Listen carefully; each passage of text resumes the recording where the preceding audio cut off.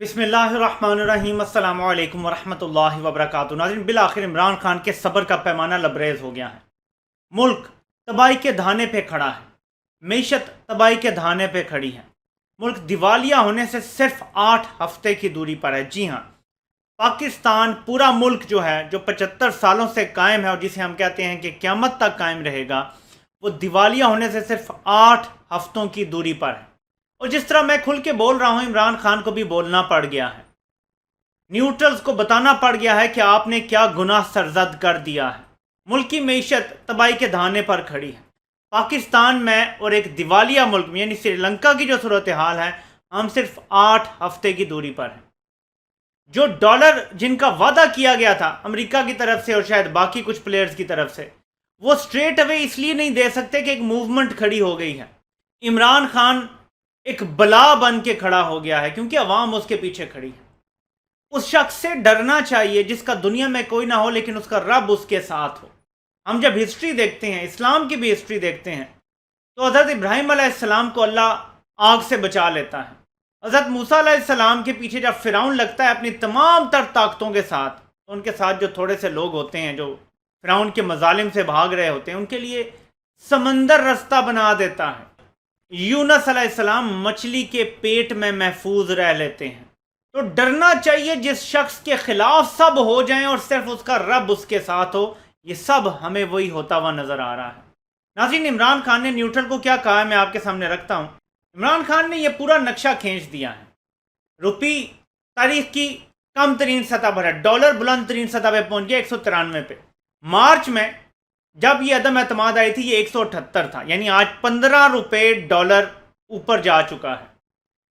जो शरह सूद है वो पाकिस्तान की तारीख में जो हाई रह चुकी है वहां तकरीबन पहुंच गया 98 में। लास्ट टाइम इतनी हाई हुई थी शरह सूद, यानी 15% पे है। स्टॉक मार्केट 3000 पॉइंट नीचे चली गई, यानी 6.4% नीचे जा चुकी है। 604 बिलियन का नुकसान हो चुका है स्टॉक मार्केट को।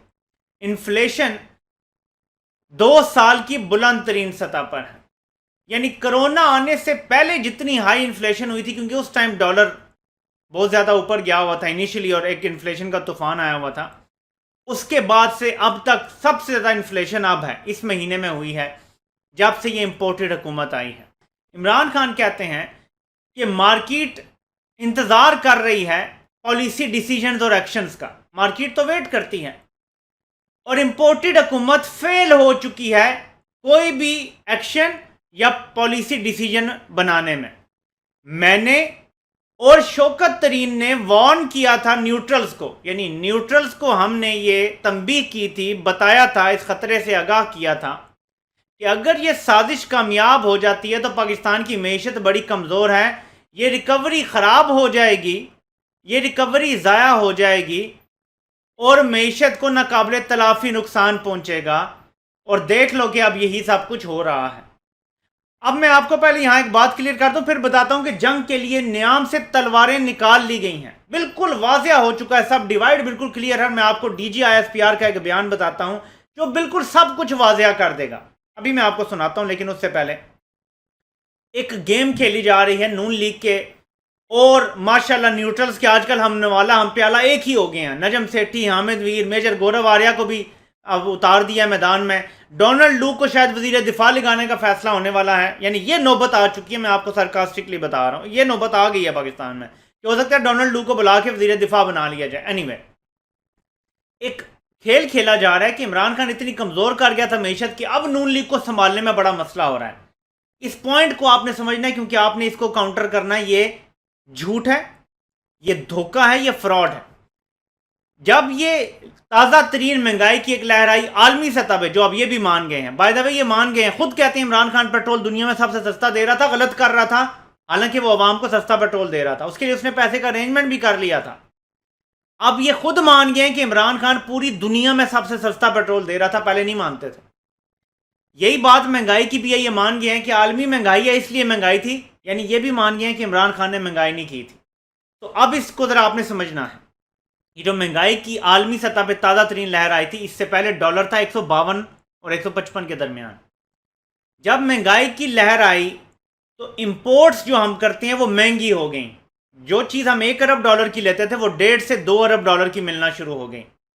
इसी दौरान हमने वैक्सीन भी 3-4 अरब डॉलर की बाहर से मंगवाई, जो हमारे इंपोर्ट बिल में इजाफे का बायस बनी। ये सब कुछ करने की वजह से पाकिस्तान तबाही से ऐसे बचा कि वैक्सीनेट हो गए हैं बहुत सारे लोग, तो अब कोरोना फैलने का उस तरह खदशा नहीं है। जैसे पूरी दुनिया में सब वैक्सीनेट हो गए तो उस तरह अब कोरोना की लहर नहीं रही, मैशतें खुल गई। लेकिन क्योंकि आलमी महंगाई में हर चीज़ महंगी थी और हम तो दालें भी बाहर से मंगाते हैं, एक महंगाई का तूफान आया हुआ था। ऐसे में बैलेंस ऑफ पेमेंट का मसला पैदा हो जाता है। इमरान खान चाइना गए थे, सऊदी अरब गए थे वहाँ से कुछ पैकेज लेने के लिए, और वो ओके भी हो गए थे।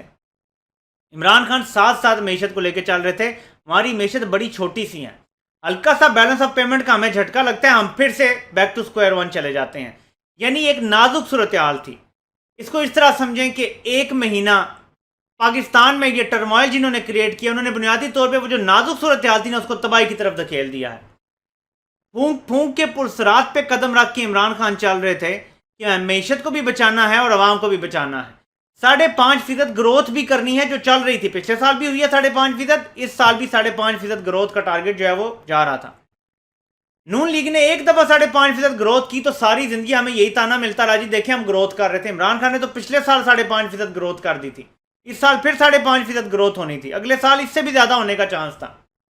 इन लोगों ने ये जो महीना टर्मोइल क्रिएट किया, महीना बल्कि 2 महीने, ऑल टुगेदर 2 महीने, मार्च 8 को ये हुआ और उससे लेकर अब अगर आप देखें मई की तारीख, तो ये 2 महीने हैं टर्मोइल के। इसमें इन्होंने मीशत का बेड़ा गर्क करके रख दिया है। डॉलर का बहरहाल आपको बता दूं कि जो अभी लेटेस्ट कीमत बढ़ी है उसमें कुछ हिस्सा ये भी है कि डॉलर खुद भी तगड़ा हुआ है, सिर्फ रुपया नहीं गिर रहा। लेकिन क्योंकि इनके पास कोई प्लान नहीं है, ये सिर्फ करप्ट नहीं है बल्कि नाअहल तरीन लोग हैं, इनसे मीशत नहीं संभाली जाएगी। और अमेरिका इनको डॉलर क्यों नहीं देख सकता, मैं आपको ये बात अब बता दूं। प्लान के मुताबिक इनको डॉलर मिल जाने थे, जो तय हुआ था इनका और न्यूट्रल्स का सारा प्लान, जिसकी वजह से साजिश घड़ी गई थी और इमरान खान को हटाया गया था। और पहले दिन आके बड़े फख्र से प्रेस कॉन्फ्रेंस करके बताया गया था कि देखा डॉलर भी नीचे आ गया है, स्टॉक मार्केट भी ऊपर। प्लान ये था कि बैरूनी ताकतें हमारी स्टॉक मार्केट में भी इन्वेस्ट करेंगी, जिससे फील गुड फैक्टर आएगा, स्टॉक मार्केट 50,000 पॉइंट से ऊपर चली जाएगी। प्लान का दूसरा हिस्सा यह था कि IMF अपनी शराइत नरम कर देगा, आसान शराइत पे ज़्यादा कर्जा मिल जाएगा, उससे भी नरमी आ जाएगी, बजट में हमें अच्छी खासी सपोर्ट मिल जाएगी, वर्ल्ड बैंक आसानियां करेगा, फैटफ की ग्रे लिस्ट से जल्द निकाल दिया जाएगा। तो हम इतनी जल्दी फील गुड फैक्टर इस नई इंपोर्टेड हुकूमत का क्रिएट कर देंगे कि लोग इसे कबूल कर लेंगे। लोगों की यादाश्त कमज़ोर है, वैसे ही वो रोटी को चोची बोलते हैं, तो साजिश को भूल जाएंगे, इमरान खान को वैसे ही हम जेल में डाल देंगे और मसला हल हो जाएगा। अब मसला ये खड़ा हो गया कि इमरान खान एक बला बन के खड़ा हो गया है इनके सामने। अब अगर फौरन IMF अपनी शराइत वापस ले लेता है तो अवाम है वो कोई बेवकूफ़ तो है नहीं, और फिर तहरीक इंसाफ अपने जलसों में, लॉन्ग मार्च में सबको बताएगी कि देखो माफ़ी मिल गई है, चेरी ब्लॉसम के आते ही माफ़ी मिल गई है, IMF ने भी शराइत वापस ले ली हैं, पैसा भी आना शुरू हो गया है, देखो आगे ग्रे लिस्ट से भी निकालने की तैयारियां हो रही हैं। ये सब कुछ अब करना ज़रा मुश्किल हो गया है, तो मीशत हचकोले खा रही है। और ताज़ा तरीन इत्तलात के मुताबिक जो लंदन में मीटिंग हुई है, ये जो मामलात न्यूट्रल ने इनके साथ तय किए थे, कुछ ऐसे इशारे हैं कि इन्होंने बहुत सारी रिकॉर्डिंग्स कर ली हैं। अब ये न्यूट्रल्स को भी ब्लैकमेल करेंगे कि अगर हमें ना बचाया गया, अगर हमारी गारंटी जो हमें दी गई थी कि इमरान खान नहीं होगा अगले इलेक्शन में, अगर वो हुआ तो हम सब कुछ लीक कर देंगे, हमारा कुछ नहीं जाता, हम तो लंदन में बैठ जाएंगे जाके। तो अब इमरान खान के खिलाफ ज्यादा एक्शन होने का चांस है और इसीलिए इमरान खान बोल उठे हैं। न्यूट्रल्स के बारे में और उनके किरदार को एक्सपोज करना बड़ा ज़रूरी है। ये इदारा नहीं है, ये चंद लोग हैं, ये समझें। और ये बात मैं नहीं कह रहा, ये DG ISPR ने खुद कहा है, ये बयान उनका सुन लें। जो भी सियासी सूरत हाल है मुल्क की, इसके अंदर हमारा कोई अमल दखल नहीं है एज एन इंस्टीट्यूशन। जो भी सियासी सूरत हाल है मुल्क की, इसके अंदर हमारा कोई अमल दखल नहीं है एज एन इंस्टीट्यूशन। हमारा मौजूदा सियासी सूरत हाल से बतौर इदारा, इन्वर्टेड कॉमर्स में बतौर इदारा कोई ताल्लुक नहीं है। हम भी यही कह रहे हैं, इदारे का इससे कोई ताल्लुक नहीं है। मैंने इसकी एक सिंपल मिसाल दी है, कुछ लोगों ने कमेंट्स भी किए थे, उनको भी जवाब दिया, मैंने ट्वीट भी किया था। जब मुशर्रफ लेटा था अमेरिका के सामने, अगर जनरल हमीद गुल आर्मी चीफ होते मुशर्रफ की जगह, तो मेरा आपसे सवाल है कि क्या वो भी अमेरिका के सामने ऐसे ही लेट जाते?